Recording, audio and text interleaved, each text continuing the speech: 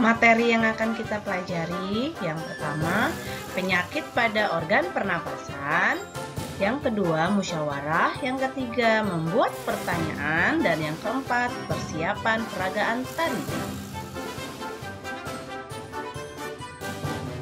Tentang penyakit pada organ pernapasan. Apa saja penyakit pada organ pernapasan? Mari kita simak. Emfisema. Emfisema adalah penyakit kronis atau jangka panjang akibat kerusakan pada alveolus, yaitu kantong udara kecil pada paru-paru. Kondisi ini dapat menyebabkan penderitanya sesak atau sulit bernapas. Semoga kita terhindar dari penyakit ini.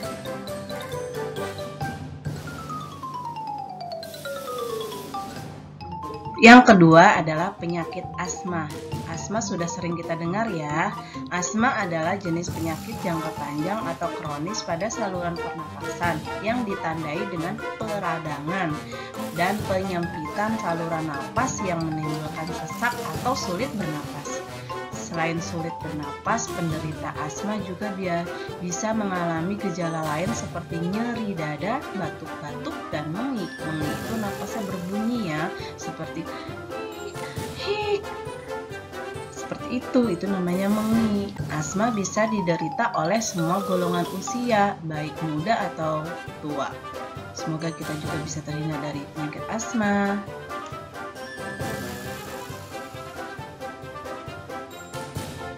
Yang ketiga adalah kanker paru-paru. Dua jenis utama kanker paru-paru adalah kanker paru-paru sel kecil dan kanker paru-paru bukan sel kecil. Biasanya penyebab kanker paru-paru itu termasuk orang yang merokok, perokok pasif, paparan racun tertentu, dan riwayat keluarga. Riwayat keluarga ini adalah penyakit turunan. Jika ada turunan saudara kita sebelum kita yang sudah terkena ini, mungkin bisa menurunkan penyakit ini. Ini namanya riwayat keluarga. Kalau perokok pasif, nah anak-anak upayakan kalau ada orang merokok itu menghindar, jangan sampai kita menghirup udaranya. Karena kalau seperti itu berarti kita perokok pasif. Kalau kita sering menghirup asap rokok dari orang lain yang merokok, maka kemungkinan kita bisa terkena kanker paru-paru.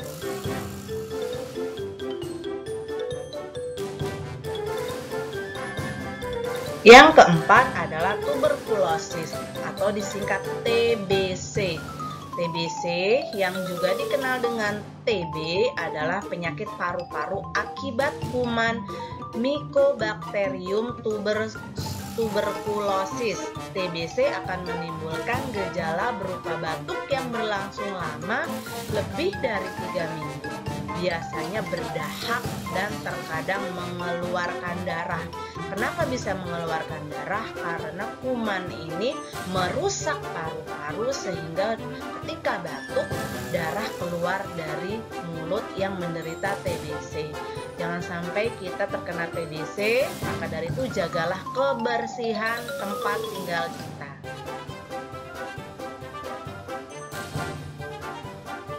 Yang kelima adalah bronkitis, adalah penyakit yang terjadi karena ada infeksi pada bronkus, yaitu saluran pernapasan utama dari paru-paru. Akibatnya terjadi peradangan atau inflamasi yang kemudian memicu gejala gangguan pernapasan. Ini dia gambarnya, bronkitis atau di saluran bronku ya, saluran bronkus ini adalah saluran utama paru-paru kita.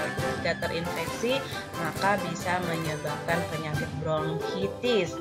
Jaga kebersihan rumah, jaga kebersihan tempat tinggal kita dimanapun kita berada, agar kita tidak terkena bronkitis ya. Upayakan selalu berada di tempat yang udaranya bersih, jangan membakar sampah ya, karena bisa menyebabkan gangguan pernapasan.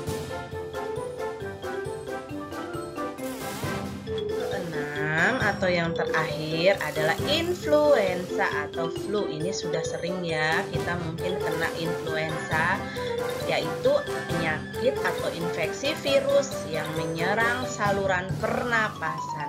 Penyakit ini biasanya datang secara tiba-tiba dan berlangsung selama 7-10 hari. Penyakit ini timbul dengan gejala biasanya kita bersin-sin, demam, dan pilek. Anak-anak jika ada keluarga atau teman kita terkena influenza, lebih baik kita menghindar karena udara di sekitarnya mengandung virus ini ya. Oke, jaga kesehatan. Setelah kita mengetahui jenis-jenis penyakit yang dapat menjangkit pernapasan atau paru-paru kita, kita belajar tentang musyawarah. Apa itu musyawarah?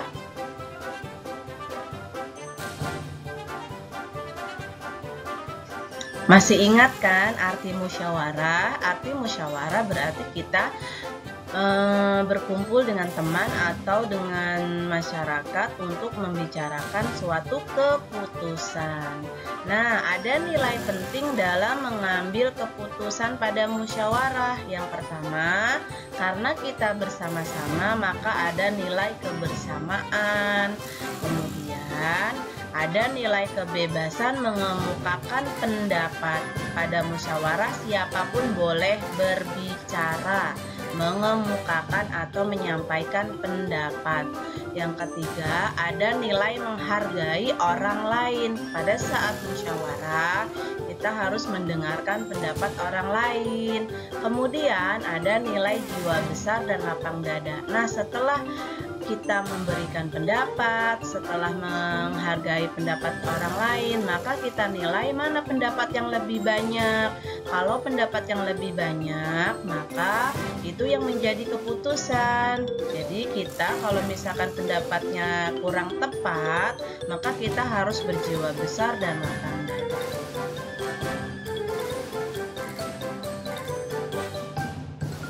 Pada slide ini, Ibu Guru akan memberikan cara mengeluarkan pendapat dalam musyawarah. Bagaimana caranya? Caranya yang pertama, kalau anak-anak mau berpendapat, pertama mengacungkan tangan.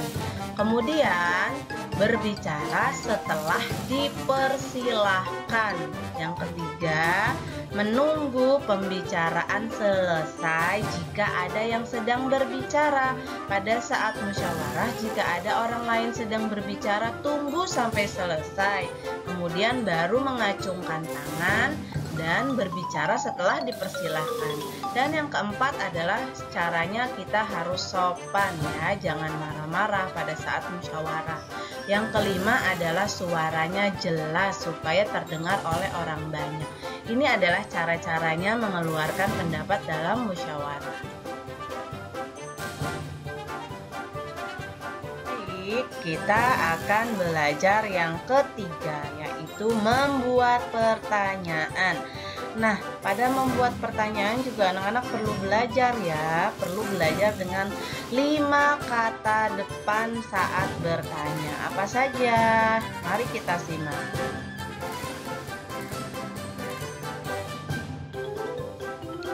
Nah, anak-anak, kita akan belajar membuat pertanyaan. Bagaimana sih supaya kita bisa membuat pertanyaan? Kita membuat pertanyaan bisa berimajinasi ketika kita sudah membaca. Ingat ya, harus membaca dulu supaya paham. Bacaannya di sini tentang kerja bakti. Baik, kita ulangi ya. Kita baca walaupun ini sudah dipelajari hari kemarin. Pada hari Minggu, warga di daerah tempat tinggal Ido mengadakan kerja bakti. Mereka membersihkan sampah-sampah yang menumpuk. Selama ini, bau busuk dari tumpukan sampah telah mencemari udara di lingkungan tempat tinggal itu. Warga harus menutup hidung saat melewati tumpukan sampah yang membusuk itu. Sudah kebayangkan dari paragraf pertama bahwa di wilayah tempat tinggal Edo pada hari Minggu akan kerja bakti. Nah, mereka membersihkan sampah-sampah yang membusuk karena sampah yang membusuk telah menimbulkan pencemaran udara. warga harus menutup hidung saat melewati tumpukan sampah yang membusuk itu. Dari paragraf 1 saja kita bisa membuat pertanyaan dari kata depan apa. Ini contohnya. Apa yang dilakukan warga pada hari Minggu? Apa yang dilakukan? Nah, pertanyaan ini bisa benar jika ada jawabannya. Menurut anak-anak, apa yang dilakukan warga pada hari Minggu? Mari kita lihat. Pada hari Minggu, warga di daerah tempat tinggal Edo mengadakan kerja bakti. Berarti jawabannya apa? Yang dilakukan warga yaitu kerja bakti. Nah, ini dari paragraf ini ya. Misalkan ya, kalau misalkan ada contoh teks lain membuat pertanyaan dari kata depan apa? Yang kedua dari kata depan siapa. Siapa yang bekerja bakti pada hari Minggu? Siapa yang bekerja bakti pada hari Minggu? Edo sendiri? Tentu bukan ya. Yaitu jawabannya adalah warga di daerah tempat tinggal Edo. Mudah kan? Yuk kita ke yang ketiga. Mengapa warga menutup hidung saat melewati tumpukan sampah? Ada jawabannya tidak? Kalau ada jawabannya berarti pertanyaan mengapa ini benar. Mengapa warga menutup hidung? Nih, jawabannya ada di sini, masih paragraf 1. Ya, selama ini bau busuk dari tumpukan sampah telah mencemari udara di lingkungan tempat tinggal itu. Warga harus menutup hidung. Berarti mengapa harus menutup hidung? Karena ada bau busuk dari tumpukan sampah. Berarti pertanyaan 1, 2, dan 3 benar kalau ada jawabannya, ya. Nah, kita loncat ke paragraf ketiga. Setelah bermusyawarah, warga mendapat sebuah penyelesaian. Warga akan menyiapkan 2 macam tempat sampah. 1 tempat sampah untuk menampung sampah-sampah yang dapat didaur ulang seperti kertas dan botol-botol bekas. Tempat sampah lainnya digunakan untuk menampung sisa sampah-sampah yang dapat membusuk. Misalnya dedaunan dan sisa-sisa sayur. Selanjutnya, sampah-sampah yang dapat membusuk itu akan diolah menjadi pupuk kompos yang dapat digunakan warga untuk memupuk tanaman. Kita kan sudah membuat pertanyaan dari kata depan apa, sudah membuat dari kata depan siapa dan mengapa. Berarti kita membuat pertanyaan dari kata depan yang lain. Apa yang belum? Yang belum yaitu kata depan bagaimana. Yuk, apakah ada jawabannya? Bagaimana hasil musyawarah warga? Hasil musyawarah warga bagaimana? Ini ada jawabannya di paragraf 3. Yaitu warga akan menyiapkan 2 tempat sampah. Itu hasil musyawarahnya. Jadi pertanyaan ini benar ya. Dari teks paragraf 3 mengambil contohnya ya. Bisa ya. Terus yang belum, kata depan apa? Kata depan di mana? Di mana warga menyimpan sampah agar tidak menumpuk? Coba menurut anak-anak di mana menyimpannya? Di mana? Di tempat sampah. Ya, jadi tidak dibiarkan menumpuk, tapi disimpan di tempat sampah. Baik anak-anak, ini contoh cara membuat pertanyaan ya. Pada saat kita membuat pertanyaan itu tentu harus memikirkan jawabannya juga. Kalau ada jawabannya berarti pertanyaan yang kita buat itu benar. Sekian ya, membuat pertanyaan, belajar membuat pertanyaan.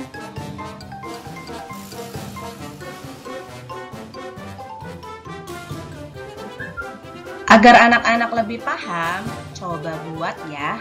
Tugas ini ada di buku siswa anak-anak halaman 88.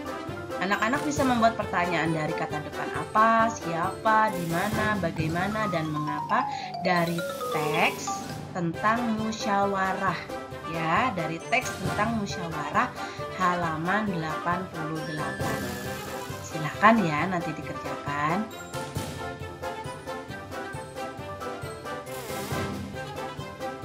Nah, anak-anak, yang keempat atau terakhir kita belajar tentang seandainya anak-anak akan mengadakan persiapan peragaan tari, apa saja yang harus anak-anak lakukan? Mari kita simak.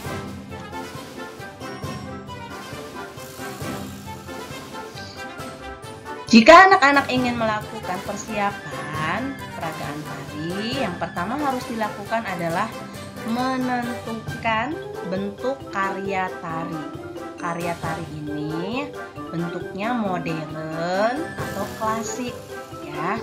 Kalau modern itu tentunya menggunakan musik yang berbeda dengan klasik, dan segala properti busana atau yang lainnya juga berbeda ya. Kemudian adalah memilih karya tari. Karya tarinya apa? Ya. Tari serimpi kah atau tari apa?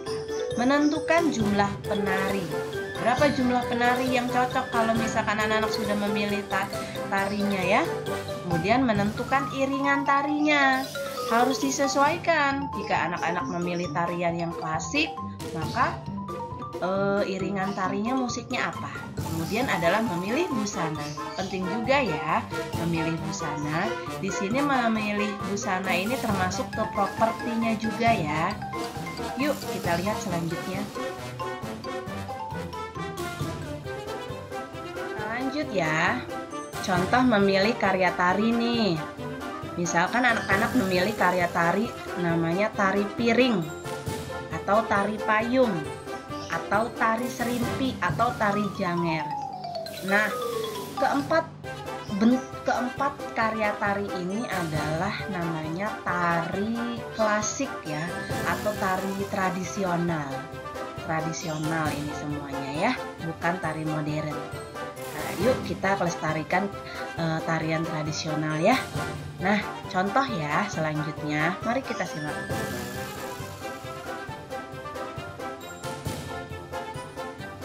Dalam penugasan persiapan peragaan tari, ibu guru langsung tentukan saja ya. Misalkan anak-anak mau memilih karya tari serimpi, anak-anak hanya tinggal menentukan bentuk karya tarinya apa, klasik atau modern, jumlah penarinya berapa, busana tarinya apa. Busana itu pakaian ya. Properti tari yang digunakan apa, kemudian iringannya menggunakan apa. Nanti ibu guru akan coba bagi link supaya anak-anak mudah mempelajari tari serimpi ya.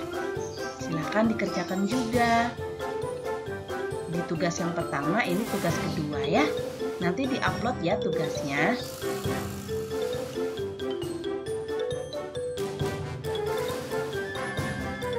Terima kasih untuk perhatian anak-anak hari ini.